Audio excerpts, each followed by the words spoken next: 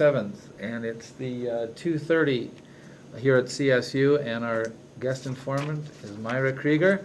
And we're going to introduce our student group, starting with you, please. My name is Brooke Opazinski. Okay. And from where? From Lakewood, Colorado. My name is Corey Wall, and I'm from Littleton, Colorado. Okay. My name is Ted Mitchell. I'm from Colorado Springs, Colorado. Very good. And My name is Aaron Koski. I'm from Wheatland, Wyoming. Wheatland. Very good. All right. Myra? Now I gotta start all over. Well, just a little bit. Let's just start out with What do you want to talk about now? well, we want, let's give them a little briefing too about that you grew up in LaSalle and you were born to German parents. Yeah. And well, I was telling, that's all we spoke at home when, as I was growing up. And then when I got in the first grade, I didn't know enough English.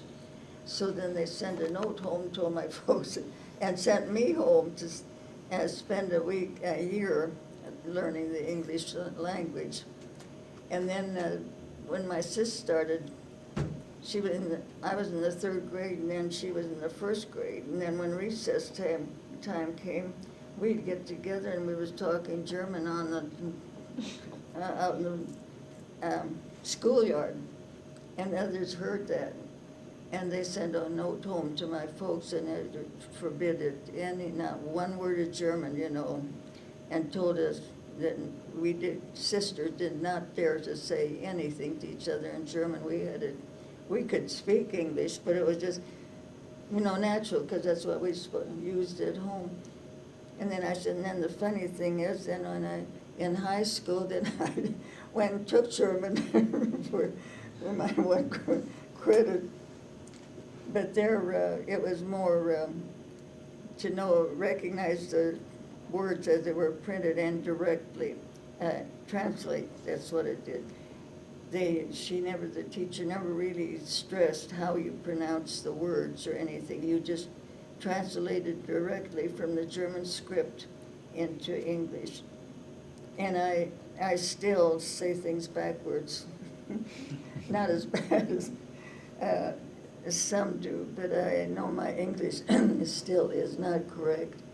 We say the things kind of like, Do you still, the wrong way. So. Do you still talk German to anyone, or Not no? at all. That was it.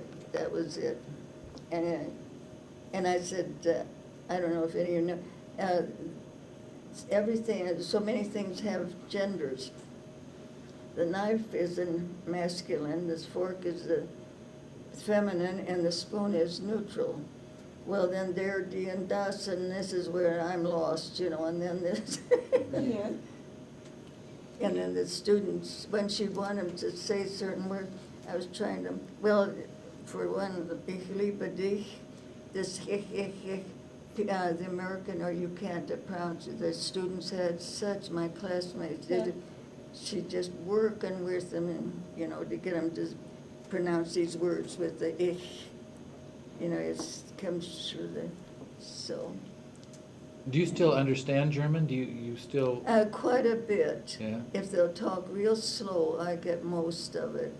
The other thing, there's different dialects from one part of Germany, clear across, and there definitely was a high German and a low German, and boy, there was war between them. Each one thought they were the best, and every time. I know when we'd come ride home in the buggy after school, and then you old high Germans and you old low Germans, and and they yelling back and forth. There was friction there. Mm-hmm. Did you practice any German customs in your house? What? Did you practice any German customs in your house, or anything that was specific to that culture? What would Yeah, that be? she's asking if you in your household, if you had a lot of German customs, celebrations and holidays and things. Did you? Oh no, we didn't. Our relation, my dad and his, there was a different type. We were never in that. Now I have neighbors across the road that let's see there. very German yet, and she, said, I wish you could hear what they went through during World War II, everything she told me. They are And very clannish. They'll go clear to Denver to get a certain sausage. They'll, like this, and they have their gatherings. They, really, like you said. And he was president of, I don't know what they call, every Saturday, they came to Denver, and they had their own building. And then they did their dances, and it was really, they took me one night, and it was beautiful the way the women's dresses, to look at it, just hung straight, but they knew just how to twirl, and the last bottom part would go straight down, so like it was a bell, and then it went straight down every woman's skirt as they twirled around, and it was so interesting watching that. Yeah. But they are very clannish, very, well, the Germans that, my parents in that part of Germany, they weren't that way then. Let me add this, that when you ask a question, if you give your name first, it'll make it a lot easier for you to transcribe, just say, Okay. okay? I'm Ted, and what do you remember about World War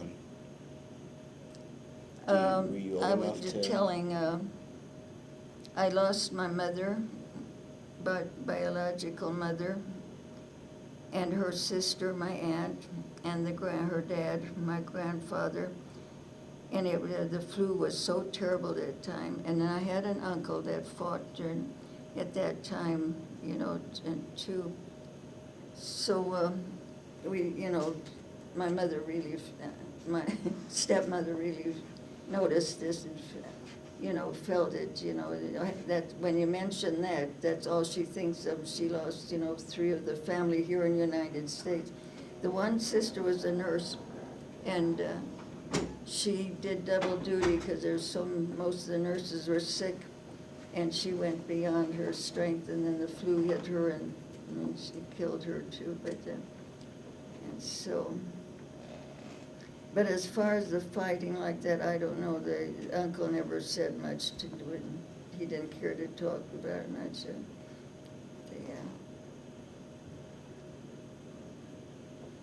Joining us is? Aaron Weinsberg. Sorry, I was lost in Fine. lore. No, we're lost in lore, all right, very good.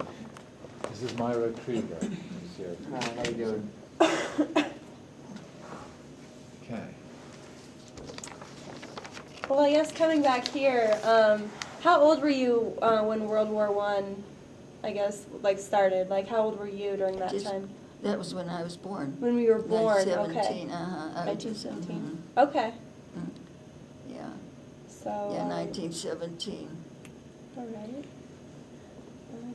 Let's see. My name is Corey, and do you remember much about the Depression in the late Yeah. 1920s? I'm sure you do, but you were still young at that time. Everybody was hungry, and I was telling that, we lost our farm. Well, not lost it, he had to rent it out, my dad didn't. And then we moved right into the town of LaSalle. And my dad was able to persuade the grocery store to loan us 100 pounds of flour. So we always had plenty of bread, and I said most of our evening meals, all it was, and Mom always had fresh baked bread. And then they had a creamery right in the town of LaSalle, and then they sold buttermilk, and so for 5 cents you could get a gallon of buttermilk. So we take our pails, she sent us down to where they had that, and that was, it was like that. So we had, really felt it, lack of food. And then it carried on for years and years, and this was when we was down in the grade school, and then we moved back out on the farm. And then was when I entered high school. And then when it came to school starting, then my mom said, now you're going to only get one new dress. And it pick something that'll look good in fall and in winter and in Yeah. spring. How many siblings do you have? What? Do you have any other siblings, or are you an only child? No, no. No, how many brothers No, and I have sisters? 2 sisters and I have Okay. sisters and a brother, Okay. yeah. But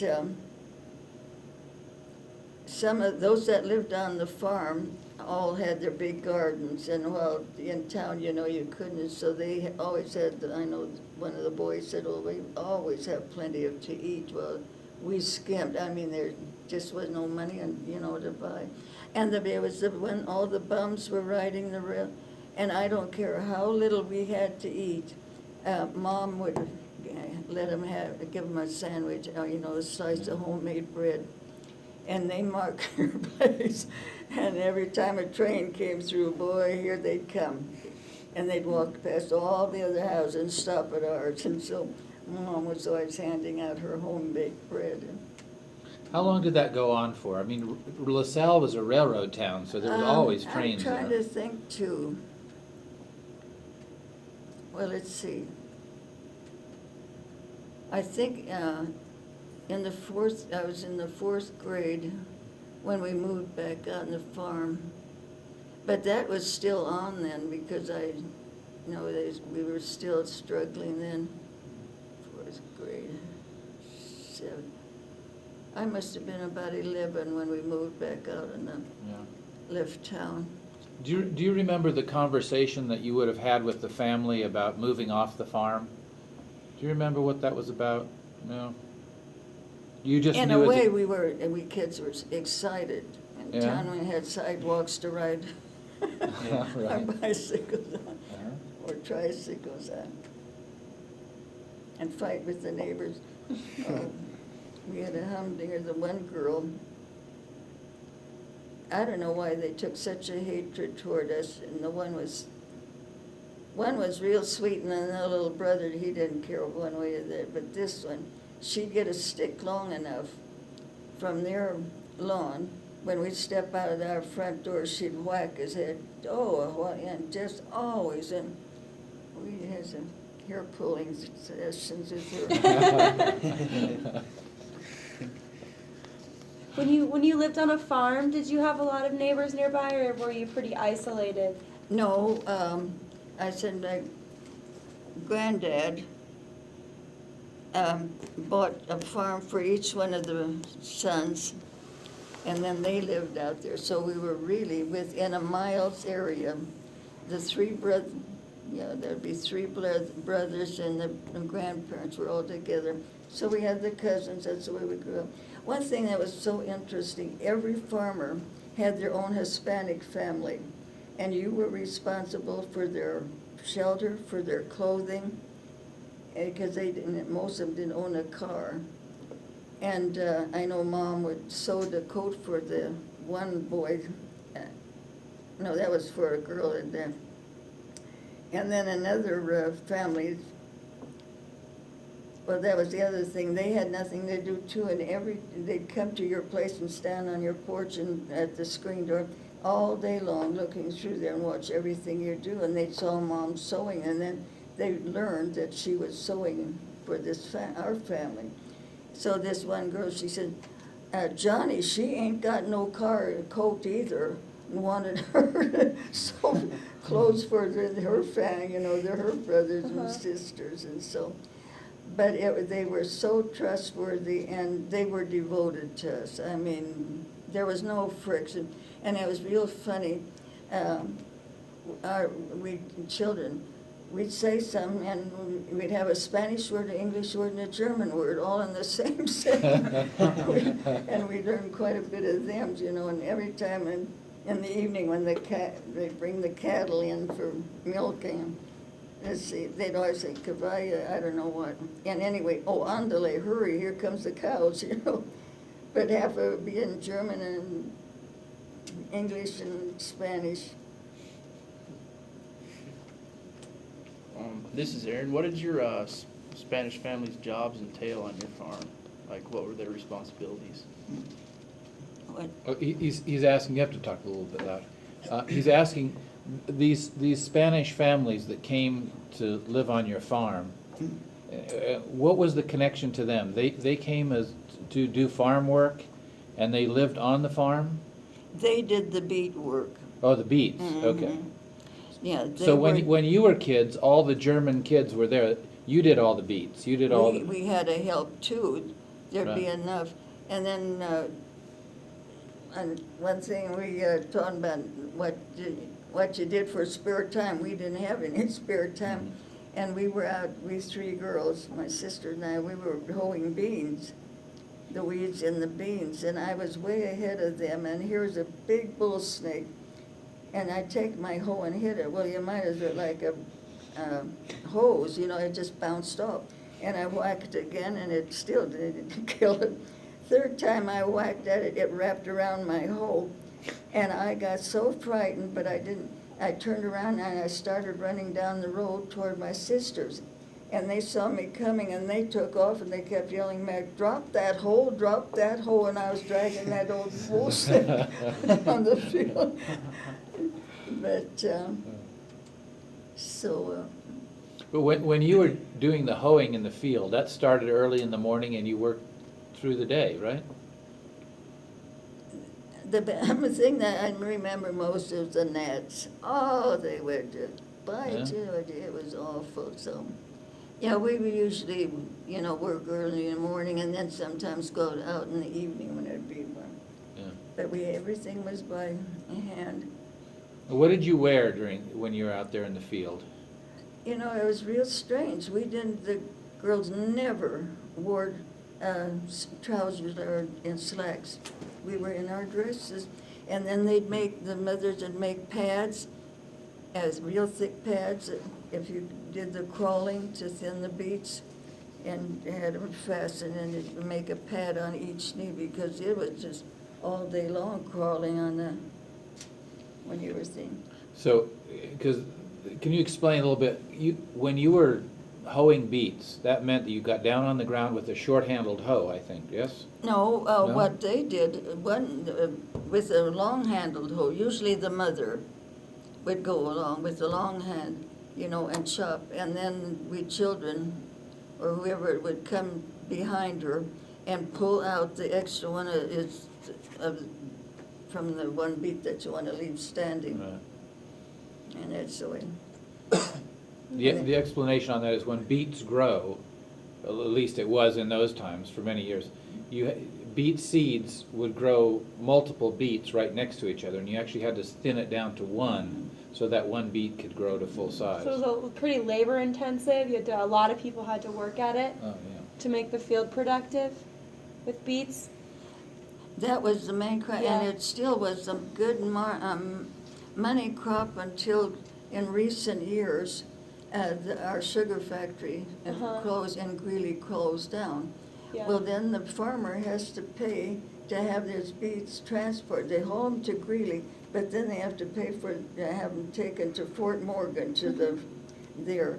And so most of them, there's very, very few beets raised now in our, but it was a cash crop, you know, what they Yeah. depended on. Did you have like a refinery in your town for the beets back when you were younger? Like Well, we a- had to go into Greeley, 10 Okay, miles. Greeley. They had to haul everything there. Did you do that by what did you use to haul it?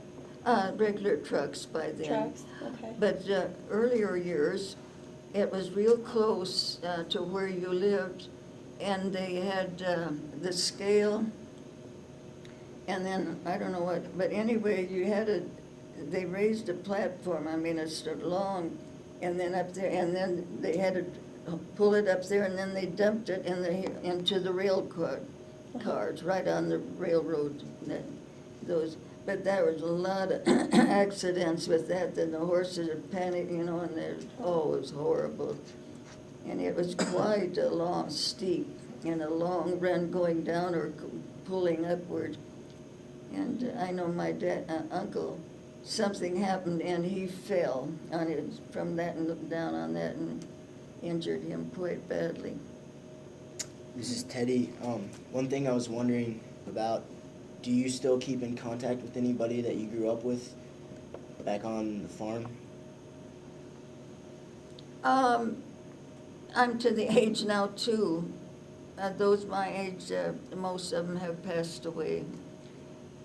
And it's harder for me to get around. I don't drive the car anymore, and so that, but we did just, now with the family, we do get together for our birthday, for each one's birthday during out the year, so we have our little get-togethers then. Do you have a church congregation that you attend, or do you do any community events frequently? Like, do you go to church, or do you do something like that? In Greeley. Okay. We help, or we're in a church at LaSalle, and then there were about 3 families went into Greeley, and we started a Baptist church Okay. there. And so, Did you guys have cattle and chickens and other things like that on your farm? every farmer did, because they, this way you were very independent. You had your food, you know, and like that where, there was some things there, they just, my parents and the others, the older ones, they would not go to the store to buy them. You know, you raised your own stuff as much as you could, all your food, canned a lot. They didn't know how to freeze. And my mother said when they were little, she remembers her parents had these great big crocks, and everything was salted and salted. And I don't know how, what, but anyway then. But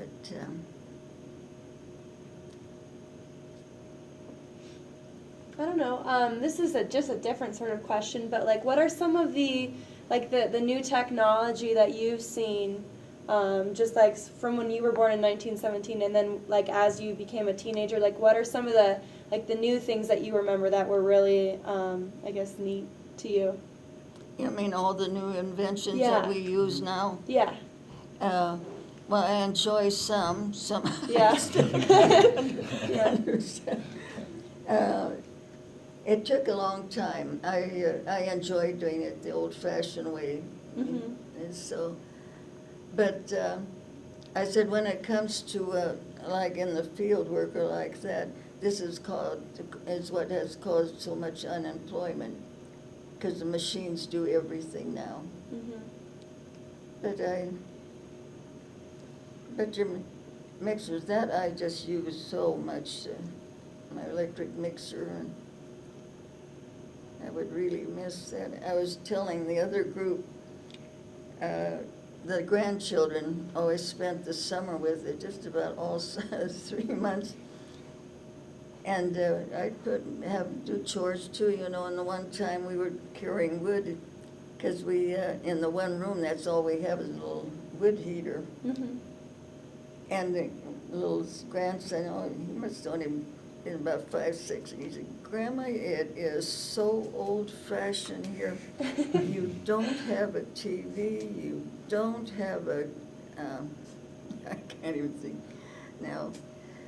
And he just went down the list what I didn't all have, and then we've got to carry wood, you know. Yeah. So When did you I get? still have that, and it's been a lifesaver when the electricity goes out. Oh, yeah. Yeah, it feels good, and it happens real often out there Uh-huh. in our area. When did you first get electricity in your family? When? Uh,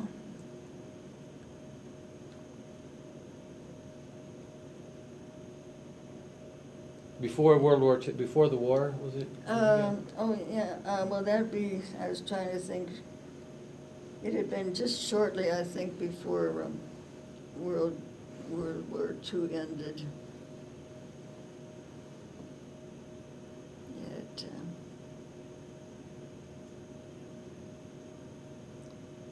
because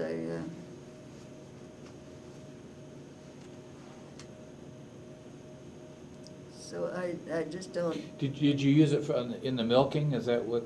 What did you were on the farm at the time? Yeah. So did you get electric milkers at that time? Yeah. Yes, and then when that came in. So when we started out, when after I was married, I don't think my dad did yet. No? You know, and, but when we got married, then we had the electric milkers. But if you think back about it, they had to come and wire your house because no houses had wiring in them, right? Nobody had ever built a Nothing. house with wiring in it. And that's, so that's, and I really don't, and then they didn't put enough of them, and then years ago, you know, I mean, plug-ins, and most of them, it was just a single light in the middle of the room, you know, and Yeah. like that, but then after a while, we had plug-ins put in all the rooms and where we needed them. You had candles and kerosene lights before that? Kerosene lamps Yeah. with the parents when we were home. And that was one job. Every evening you had polish up those old chimneys because they'd get so smoked up sometimes. And then the women, or they had curlers and curling irons, and then they'd hang that into the lamp on top like that, get hot, and then it'd curl. Oh my That's what I goodness. did. It would take a while. Oh wow. This is kind of a strange question, but I heard you say something about how the gnats were real bad. They bite you when you were working. Oh. What about the bugs? Like, did you always have screens on windows in Oh, in the we summertime? have to here. This was strange when we were in Oregon, when my husband worked in the shipyard. They had no screens on anything. And it was hot that summer, just terrible. And I had the bed right by the porch, and I had the window wide open. All of a sudden, at night, I wake up and hear something's going, and I open my eyes, and it looked like an elephant, a big old black cat. You should have heard me. I think all Portland heard me.